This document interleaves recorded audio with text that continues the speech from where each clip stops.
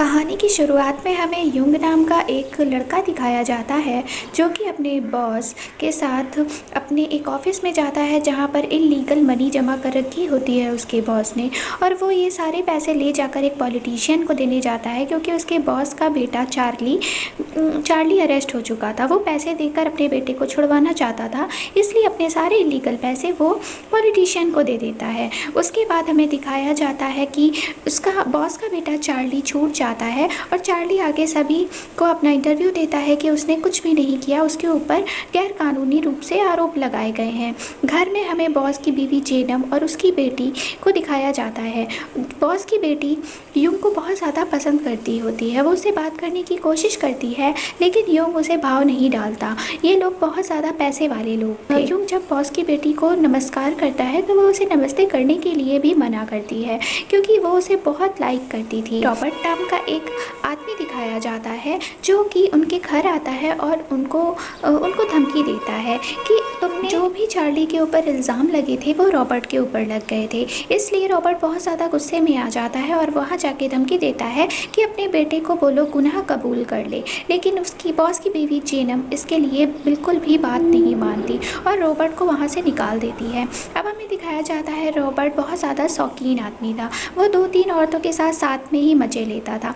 तभी युंग और उसका बॉस प्लान बनाते हैं कि रॉबर्ट के घर में एक कैमरा लगा देंगे जिसमें उसकी ये सब हरकतें रिकॉर्ड हो जाएंगी और फिर वो इन सब से उसे ब्लैकमेल करेंगे। युंग यही करता है, कैमरा लगा के उसके घर से बाहर निकल आता है। उसके बाद हमें दिखाया जाता है युंग जब अपने बॉस के घर में पहुंचता है तो वहाँ देखकर वो शॉक हो जाता है क्योंकि बॉस अपनी ही मेड ईवा के साथ इंटीमेट हो रहे थे। अब युंग का दिमाग यहाँ से हिल जाता है और वो वहाँ से बिना कुछ बोले वहाँ से चुपचाप निकल जाता है। इसके बाद हमें चार्ली को दिखाया जाता है जो कि अपनी दादाजी से बोलता है मुझे कुछ पैसे की ज़रूरत है, अब मैं इस देश में नहीं रहना चाहता, अब मैं दूसरे देश में जाकर अपना बिजनेस स्टार्ट करना चाहता हूँ। दादाजी भी उसे बहुत सारा पैसा दे देते हैं ताकि वो अपना बिजनेस स्टार्ट कर सके। इसके बाद हमें दिखाया जाता है युंग ईवा से बात करता है कि तुम ये गलत कर रही हो, बॉस के साथ तुम रिश्ते क्यों बना रही हो। तो ईवा बोलती है मैं बहुत रिच फैमिली से थी लेकिन मेरा पति बहुत मारता था, तुम्हारे बॉस ने मुझे वो प्यार दिया है इसलिए मैं उन्हें नहीं छोड़ सकती। सीन शिफ्ट होता है और हमें शाम का सीन दिखाया जाता है जहाँ पर बॉस की बीवी जेनम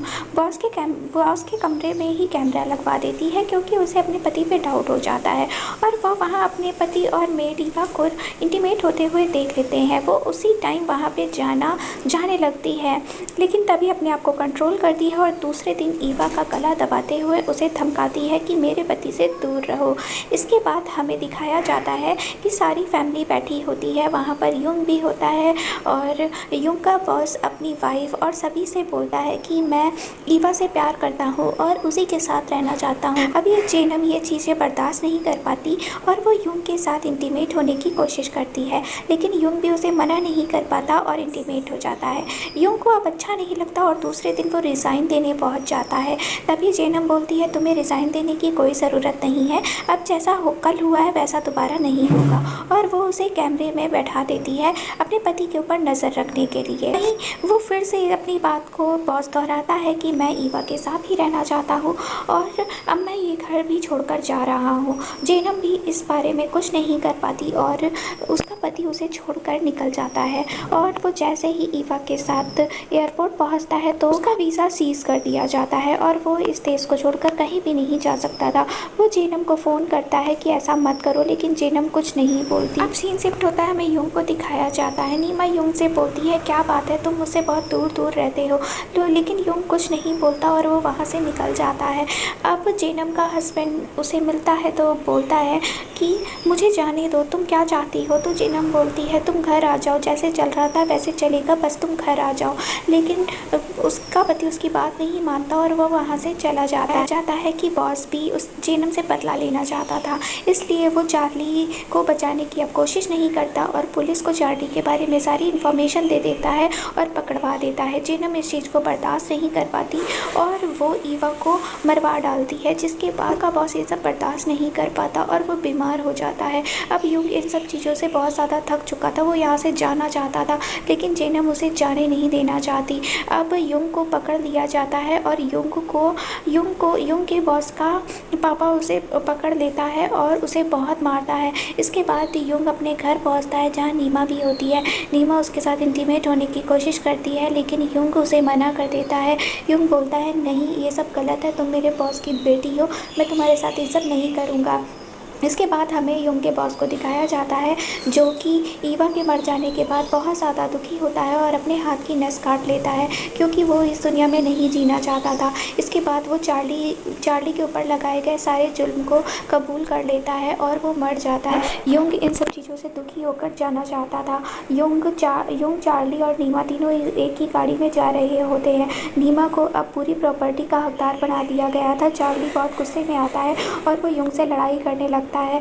युंग भी चार्ली को मारने लगता है, दोनों के बीच हाथापाई होती है। जेनम युंग और चार्ली दोनों को बुलाती है तो युंग बोलता है कि मैं ये सब छोड़कर दूसरे देश जाना चाहता हूँ, मुझे नहीं रहना। जेनम मान जाती है और वो युंग को जाने देती है। इसके बाद नीमा बहुत ज़्यादा दुखी होती है तो जेनम उससे बोलती है तुम किस लिए दुखी हो, क्योंकि युंग ने उसके साथ भी इंटीमेट हुआ है, उसके साथ भी अफेयर किया है। इसके बाद नीमा को समझ में आ जाता है कि जेनम झूठ बोल रही है, उसे मैनिपुलेट करने की कोशिश कर रही है ताकि युंग अकेला चला जाए और नीमा उसके साथ ना जाए। इसके बाद हमें फ्लाइट का सीन दिखाया जाता है जहां युंग बैठा होता है और वहीं पर बगल में आके नीमा बैठ जाती है। नीमा भी युंग के साथ ही रवाना हो जाती है और दोनों लोग किस करने लगते हैं। इसके बाद दोनों लोग फ्लाइट के टॉयलेट में चले जाते हैं और वहाँ जाकर इंटीमेट होते हैं। इसी के साथ मूवी ख़त्म हो जाती है।